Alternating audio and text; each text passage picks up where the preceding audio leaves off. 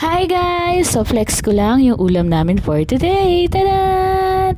Ayan, yan yung ulam namin. Luto na siya. So yung papakita ko na sa inyo is yung table setting namin.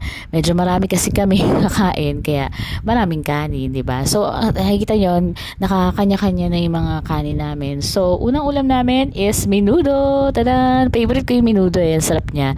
And with quail eggs. Yung iba, hindi nila lalagyan ng quail eggs. Pwede naman, pero mas masarap kung meron. And then, meron kaming paksiw for my mom and dad. Usually, ganyan lang talaga yung mga luto ng kanila. Paksiw, prito, mga ganyan.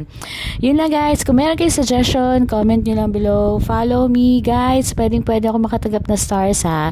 So, thank you doon sa magbibigay. So, it's morning ngayon. So, sana getting ready na kayo for work or for school.